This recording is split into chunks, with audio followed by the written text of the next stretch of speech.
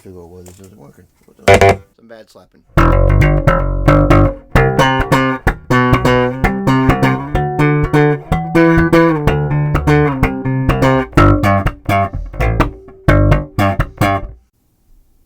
Hi, welcome back to my channel.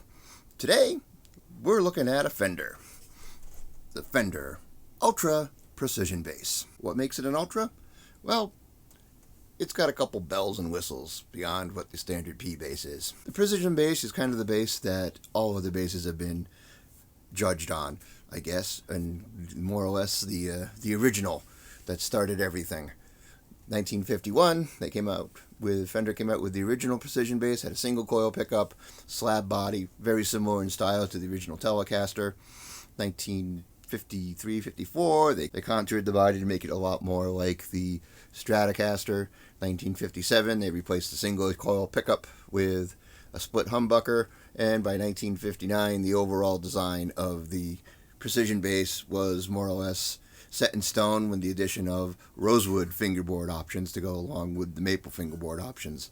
The Precision Bass is probably the most recorded bass of all time. Heard on millions and millions of recordings. It's known for having a good, solid, reliable sound, easy to record, pretty straightforward. The sound of rock to a lot of people, just a Precision Bass. Fender has always made the P bass, and every time they try to do something different with it, they have varying degrees of success. Pretty much through the 70s, the only thing that Fender made for a P bass was just the old-fashioned regular P bass with just a single split humbucker pickup. Starting in the early 80s, they started trying to get fancy. We're bringing in the Precision Bass Special and the Precision Bass Elite, which added pickups and active electronics and preamps to them, with varying levels of success. They always seem to change it up every few years. In the 90s, they brought out one that they called the Boner, which had a much larger and more prominent upper horn. You can imagine why they called it the Boner.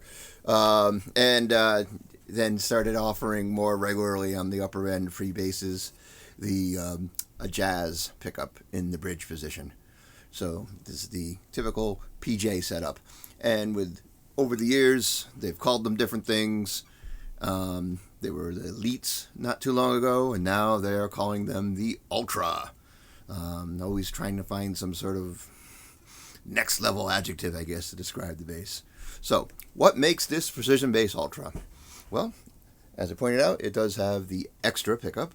So it has two Fender noiseless pickups, the traditional split humbucker, the single coil jazz, which due to Fender's noiselessness, it reduces the hum like a humbucker, but it keeps the single coil sound that people like. Moving on to the neck.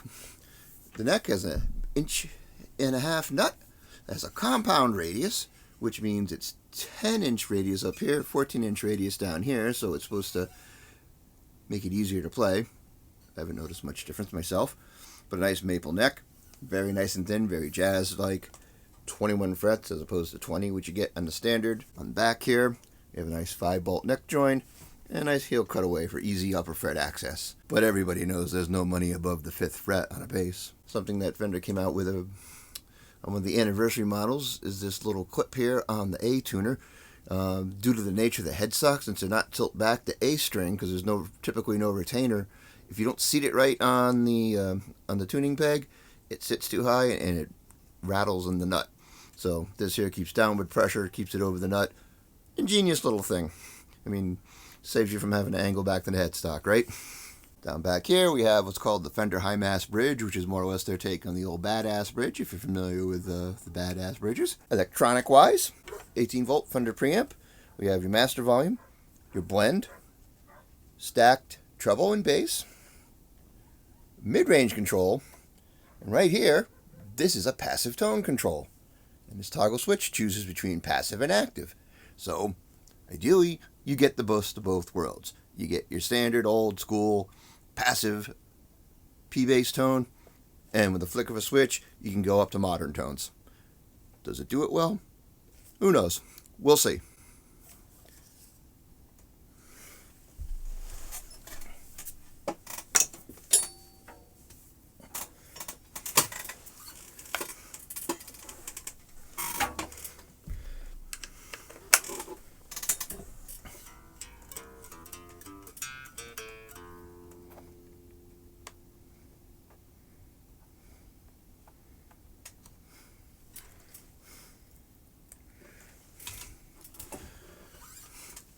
Okay, so let's see what we sound like. So you're going to be hearing the direct sound. I'm going through my Mesa WD-800 using the pre-EQ setting, recording direct. And first we're going to start off in passive mode with both pickups full up, dead center. Alright, down to the real deal. You didn't come here to hear me talking about the bass, you want to hear what it sounds like. So, we're going direct from my Mesa WD-800 using the pre-EQ setting on the direct out. We're going to start off with both pickups with the blend in center in passive mode.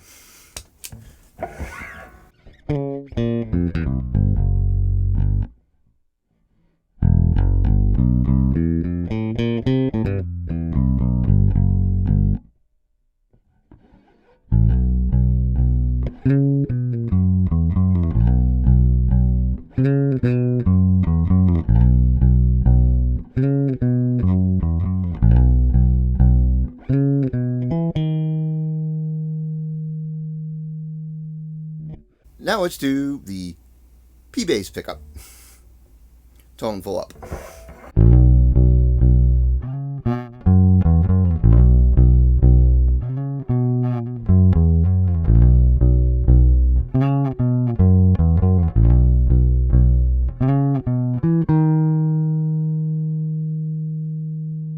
Now we're going to cut the tone back halfway, P-bass pickup.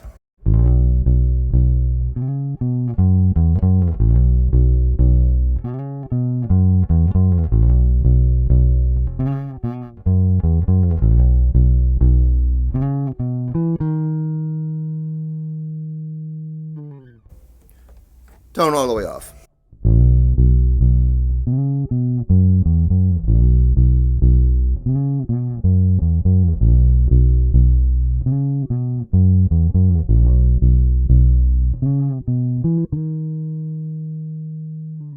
Alright, so these are both pickups. Tone up all the way.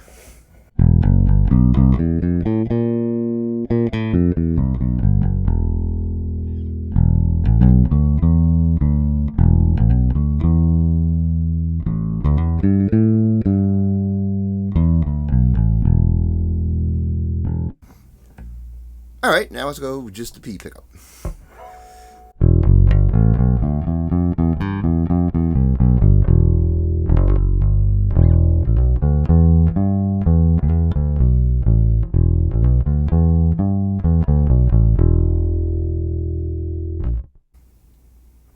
Don't know about you, but I prefer the sound of the P by itself. Let's roll the tone back halfway.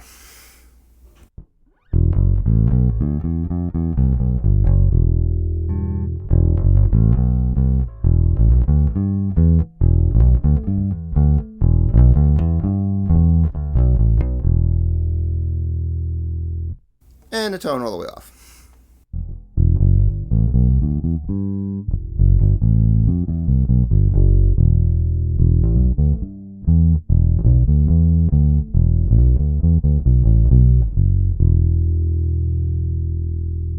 Now, the J bass pickup with the tone up all the way.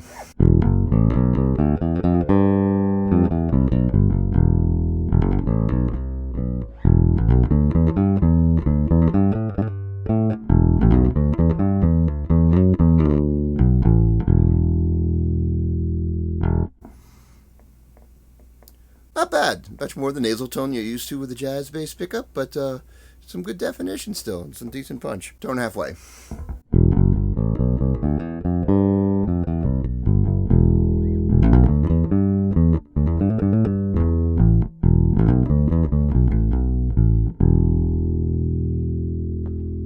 Tone all the way off.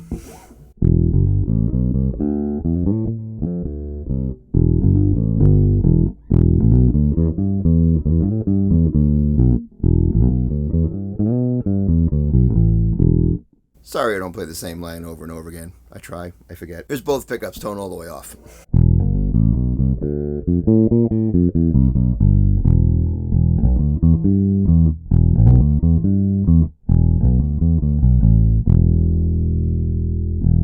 Tone halfway.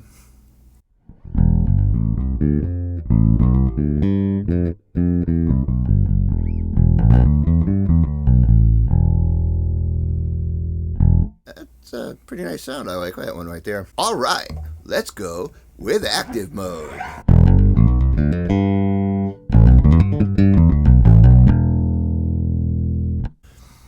Both pickups, dead center, no EQ switched. That was active. Here's passive.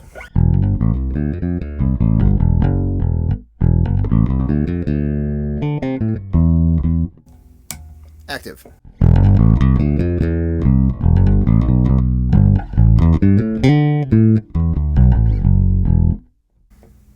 So you can tell a little difference there. Here's the P pickup, active.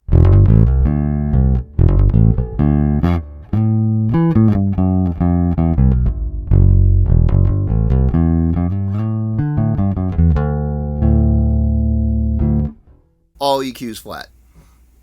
Kind of gives, just more of a pumped up B bass. Let's pull the bass up halfway.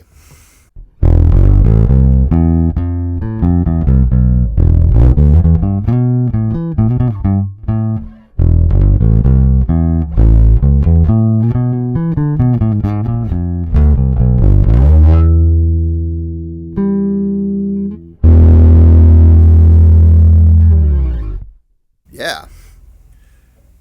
Bass up all the way.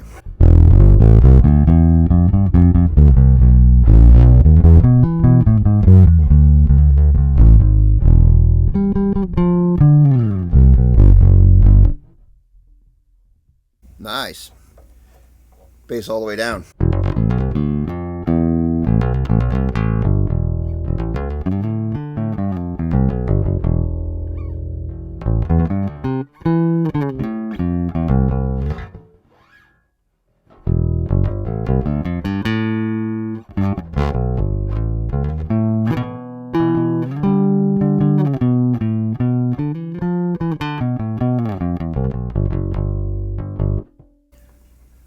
Not too bad. I mean, obviously a lot of oomph gone, but not too bad. Let's go with the treble up all the way.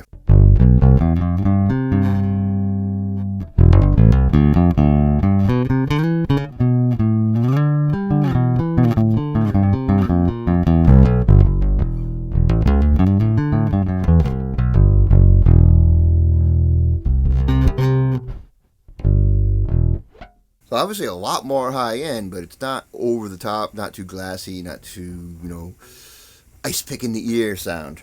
Treble rolled off.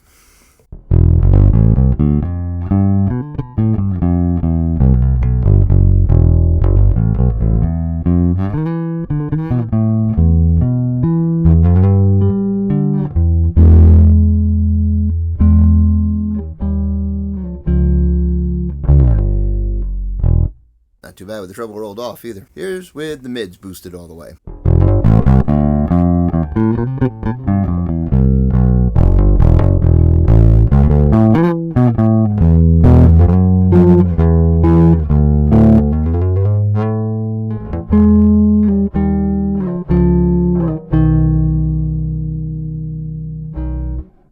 I didn't double check the mid frequency, but I'm guessing it's a little higher than I probably would like on that. Little too much. Let's roll the mids all the way off.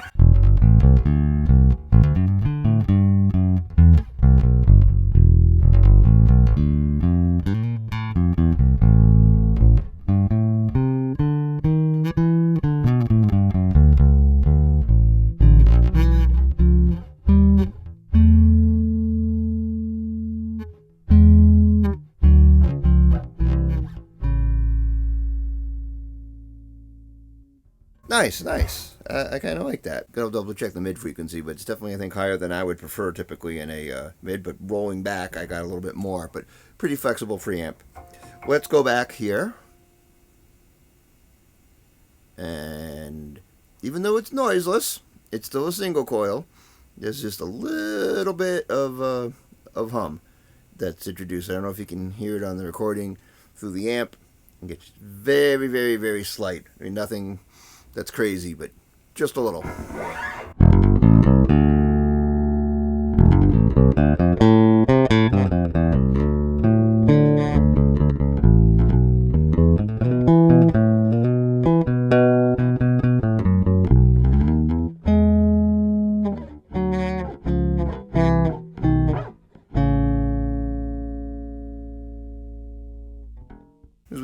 boosted.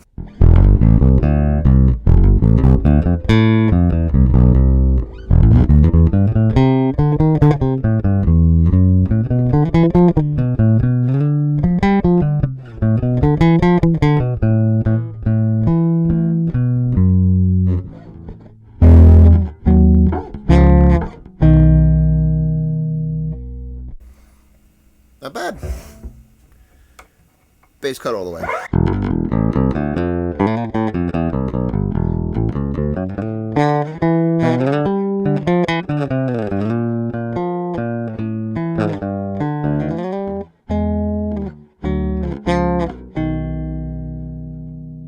Very nasal, very jazz bass.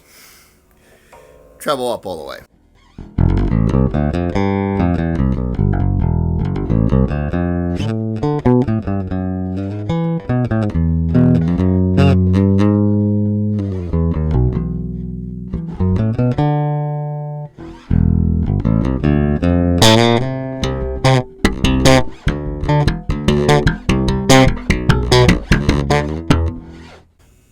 Alright, so I threw a little slapping in there. Doesn't really give you much of a comparison with the other modes now, does it? Sorry about that. Bit harsher there, the treble on the J pickup. Treble all the way up.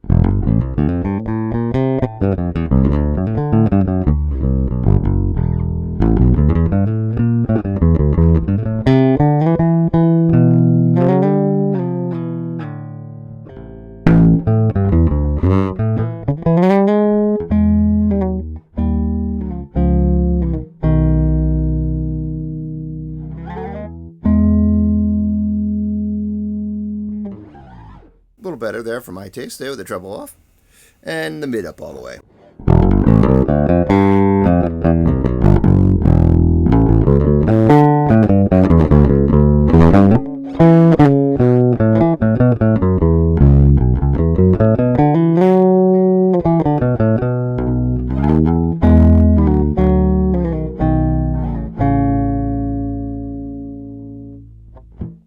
Again, a lot of harshness in the with the mid boosted all the way. Mid's cut.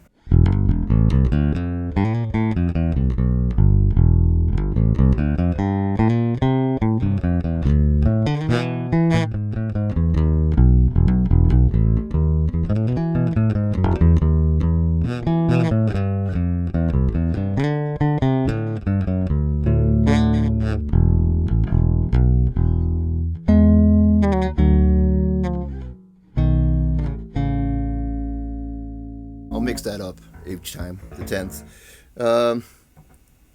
Yeah, so interesting. So is this the Ultra Precision Bass? I don't know. Maybe. These retail for around $2,000. This is Plasma Redburst, I believe is the color. They have a couple other colors available too, more of a vintage sunburst. This kind of calls back the early 80s Sienna sunburst that Fender used quite a bit. Very popular color back around 1983, I think. Overall, I mean, just a pretty decent package. It's not too heavy. It's an ash body. Has shower style strap locks. I'm not a big fan of pearloid pick guards, but it kind of fits with this one here. What else can I say about it? Overall, I mean, American-made bass. The quality, the fit and finish is pretty good. The neck feels nice and smooth. $2,000.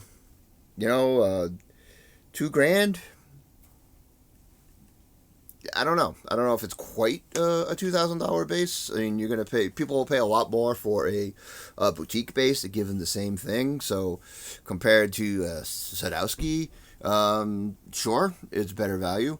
But hey, that's kind of, I guess, where American basses are going right now. A lot of the American produced basses like the Rickenbacker and the G&Ls, they're all up in the $1,500 to $2,500 range.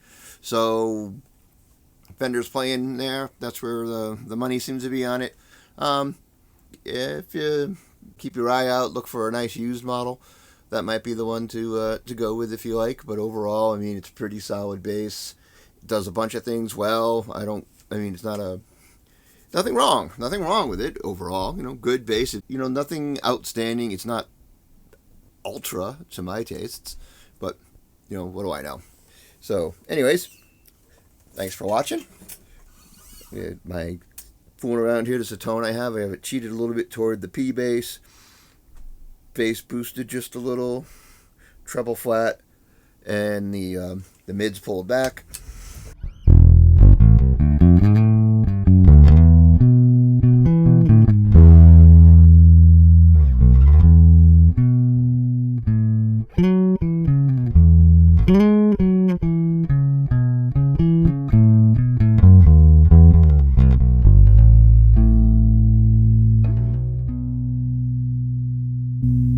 Yes, I know that wasn't the exact bass line. A lot of people probably knew what that was, but I'm not going for copyright strikes. Anyways, thanks. Hope you enjoyed it. Subscribe if you do. Check out my playlist of bass review videos and stick around. I have a few other ones coming up. I have the 5-string jazz bass ultra version that I'll be reviewing shortly. And if you like what you see, throw a comment and stick around a little bit. So, otherwise, rock on.